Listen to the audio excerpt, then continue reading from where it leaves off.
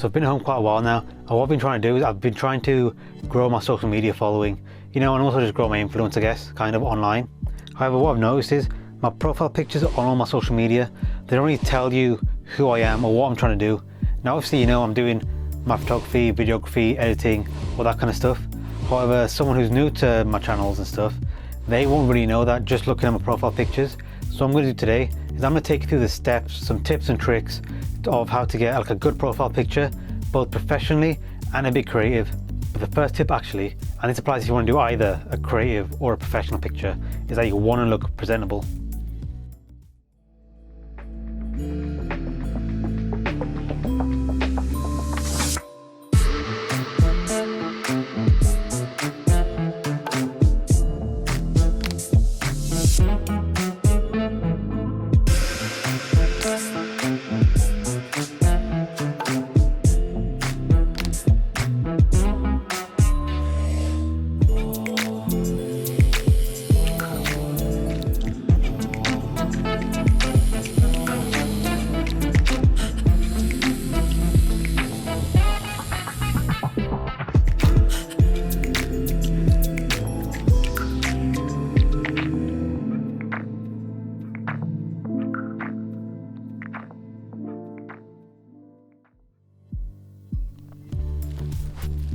Alright, I guess that's a bit of an improvement. So yeah, that's done now. Next is actually getting ready, so. Okay, that is another thing done. Next is the actual tips and tricks that I'm going to tell you, but I'll do that on location. Alright, now we're on location. I know what you might be thinking is, how do I get a background as nice as this? Here's the thing, you might not actually need to go as far as you might think, because here, where I'm actually at is garage. Right, so what I'm going to do now is I'm going to give some tips and tricks on how to get a professional level kind of profile picture. First, what you're going to want is you want a clear face. You're showing off yourself. You want people to see you. Clear face is important. Second, you want a nice simple background. This is nice and simple. It's not too distracting. It's nicely colored. It's nice and bright. Very nice. Third, you want to make sure you're fully in the frame. You don't want to cut off like the top of your head, your eyes, half the face. You want to make sure you're all in there. It adds a little bit more professionalism. I know you might be thinking, oh, this sounds too easy to not get messed up. However, I've seen a lot of profile pictures, and some of them you do get cut-off points, so that's what I'm telling you. Just keep that in mind.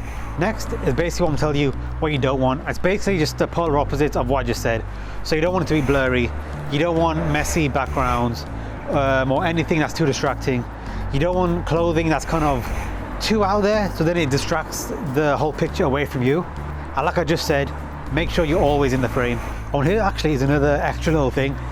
But before you get to your shoot, try and plan out the ideas that you want to do. You know, it's all right going to the location and then taking pictures spontaneously. That can work out pretty well for you.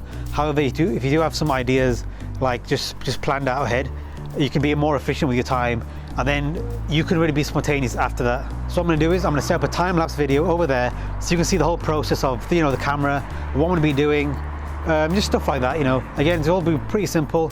And what I'll also do is I'm going to narrate over the video just so you know my ideas and the process I'm going to do. So yeah, let's go.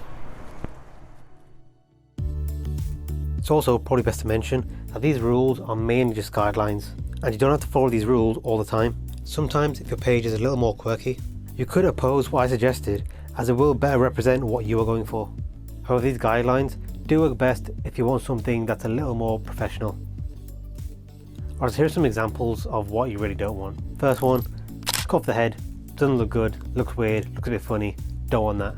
Second one, you have the head in there, however it's blurry, so again, you don't want that either. Third one, you can see how messy the background is. There are different textures, different objects, different depth of fields, and just generally looks very messy. Plus, it's very blurry.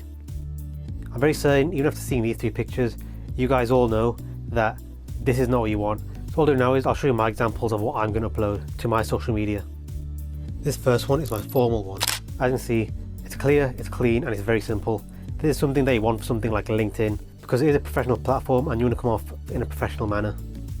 You also want to make sure that you've got good lighting, because then it'll stop the picture from being grainy or noisy. Now personally, I think this one isn't the most fun one. So let's actually take a look at my other ones, which are a bit more creative. Here you can see it's nice and clean. However, I'm out of focus, but that's okay because I wanted the lens to be in focus. And even though I am a little bit out of focus, you can still tell it's me. Now there are a couple of ways you could have done this picture as well. One simple way of doing it is having the lens in the top hand, dropping it and just have a fast shutter speed, so then you can catch it mid-air. See what I did? I actually used fishing wire to hold it in place. That way it could have more control over its positioning, the angle and the height I want it at. All I had to do afterwards was cover up the lines in Photoshop, which was pretty easy. The next one's a bit more wider, however I predominantly made this to act as a header for most of my social medias.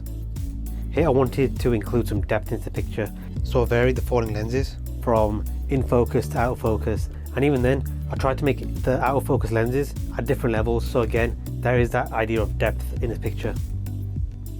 This next warning did pop up in a different video before, however I'll tell you it again.